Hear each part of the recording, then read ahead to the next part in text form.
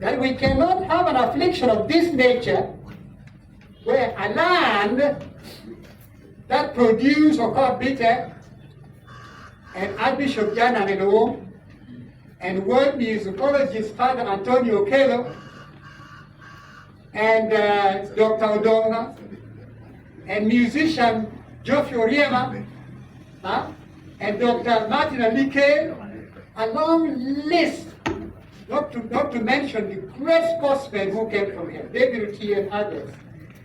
That land that produced these luminaries for Uganda, for Africa, and the world, that land has now become educationally barren.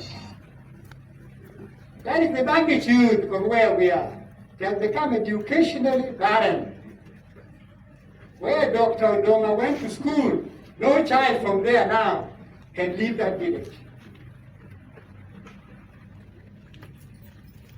So, we have to ask ourselves, given the nature of what must happen and the magnitude, what must we do to make a difference, to make an impact?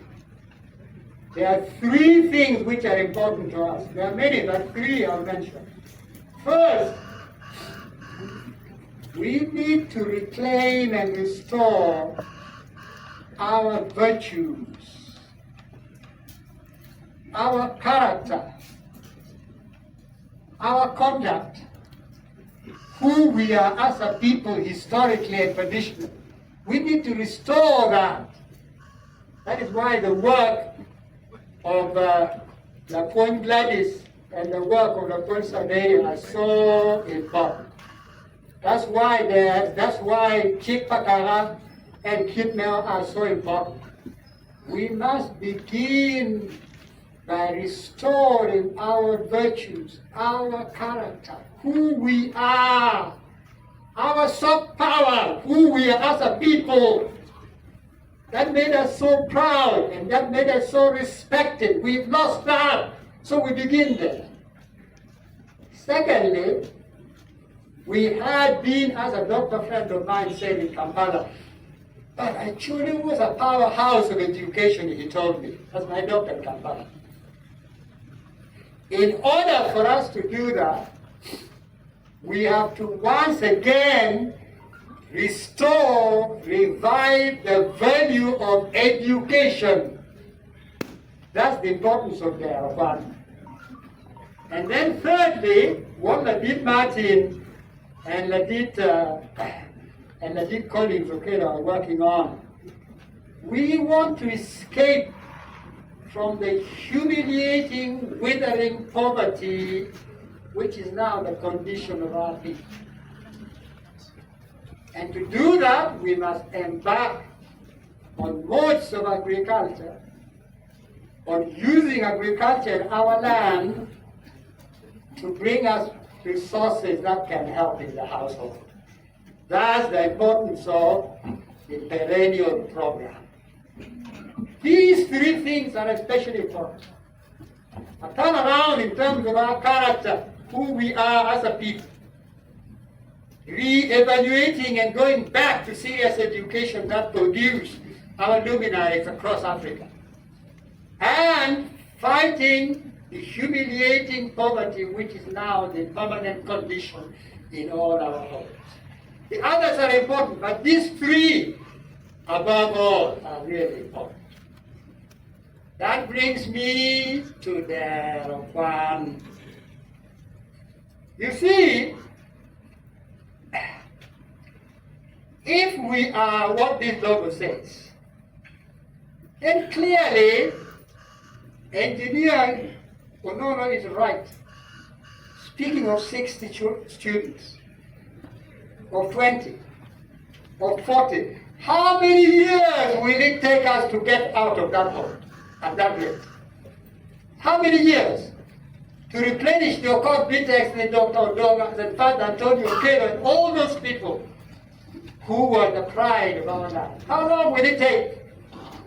We shall never be able to make it. It's as simple as that. And moreover, it is not proper that the entire Acholi land can aim for something as paltry as that. Very to require, this is child's play.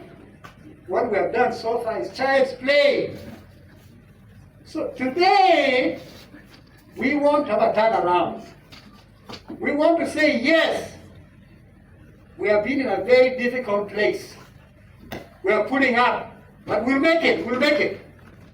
And part of making it is we are going with our own efforts to embark on serious formal education. You hear me? Not just so we can say we tried. This is important because we are not only going to be training doctors and teachers who are clever. That is important. But more important, we want to train new leaders. Leaders to replenish the ones who are gone. The ones whose names we can list from here to Nairobi. We must replenish them. And to replenish them needs a certain kind of education, a certain kind of grooming and mentorship and guidance. Not just abandoning them at school to be a clever boy in the classroom. That is what our ambition is, to produce a new crop, new generation of leaders, worthy of Opat Bitek and Dr. Odoma and Father Antonio Gele and Dr. Martin Alike and all the long lines of people who have gone through here. That is what we must do. And if we agree that we must do that, then Umiero Wapiem. Umiero Yete, CJ always speaks about Yete. Umiero Wapiem, we must have self-challenge. We must say we can do much, much better than this. And that's the reason why this campaign for fundraising is not mutual, it's not tax. Anybody is free to give whatever amount they want to give. 500, 1,000, 5,000, 2,000. You're free to give whatever you want to give. Already we have people, the settlers, who have given a lot of money. We have people in the diaspora who have given a lot of money already. You'll see their list later in the website, those who have given a lot of money. But it is not enough. It is not enough. You give whatever level you feel moved to give. There is no pressure. There is no compulsion. There is no tax limit. You give what you feel deep inside is worthy of a Acholi land. And then you see, we have to remember that when all is said and done, we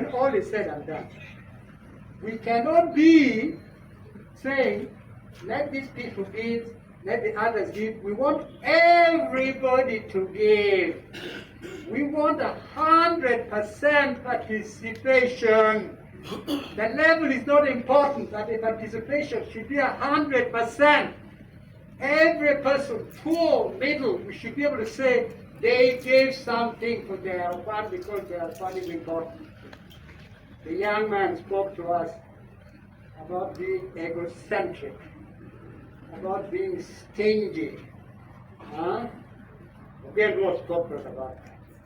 There are people who are asking, if I give to their fund, what will I get in turn? Will my child get a scholarship? Meaning, if my child doesn't get a scholarship, forget it. If no scholarship comes to our compound, forget it. Well, again, we'll spoke about it. Egocentric, stingy. Let me tell you this. We are not embarking on their funds so that every household will get a scholarship. In fact, most households will not get scholarships. Most households will not get scholarships. The whole point about the scholarship scheme is to lift the government, to lift the community, not a particular household, to lift the community so that tomorrow when you go to hospital, there's a competent nurse. When you go to school, there's a competent teacher. There's a medical doctor. You can be proud of a new writer who has taken the place of a court bitter. That is the whole point about this, our collectivity. Not what you get in your house. Forget that, please. You will not get anything in your house, most likely. But if we together are lifted, and there are more people educated, and their character has changed, and they're moving the world, that is our game, that is our collective game. Please, our leaders, tell our people the truth. Don't mince words. Don't deceive them. Don't tell them if you wait 2 years, maybe you'll come to your house. No, don't do that. Tell them the truth, that most of the household will not receive scholarship. That is not the purpose. But Acholi will have received scholarship. The community will have benefited. And all of us eventually will benefit as a result. Tell them the truth. He or she who decides that if the scholarship doesn't come to the house, they won't give, that's all right. That's all right. But I would hope most of our people will feel challenged to contribute. You hear me? Now, I just want to say that the issue about leaders, if we don't have leaders who are values driven, who have a sense of right and wrong, who know that this you cannot do because you don't do that. This you cannot do because it's not allowed, not because anybody is watching. If we don't succeed in that, we have lost it. So the purpose of their fund is to enroll them in school, get Western training in the classroom, but more important, nurture them to be upright people, leaders who know right and wrong, leaders who are not corrupt and thieves and dishonest, and I won't go into it. You hear me? That is the purpose of this exercise. Now let me say finally, we have done some, we have been discussing what targets we should set for the campaign. The fundraising campaign, will be a 2.5-year fundraising campaign, targeting mainly individuals in the first instance, individuals here, individuals abroad, well-wishers everywhere.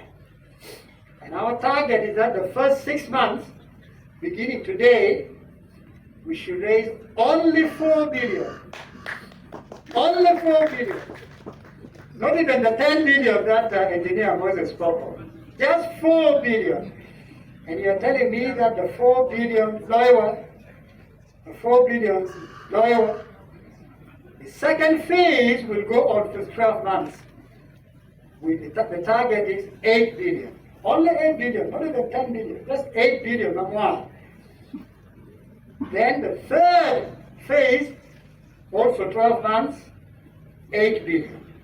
Which means after 2.5 years, altogether, we shall have raised 20 billion from within and outside the community, mainly from individuals. There is something we'll speak about later, maybe the beginning of next year, called endowment fund. That's something different, where we are targeting mainly institutions and organizations and big corporate world people to make contributions which are long-term. That will be a 5-year campaign, but that we shall launch at the beginning of next year, January next year. For now, we are targeting 20 billion beginning now. We will take 2.5 years. It will give 3 phases.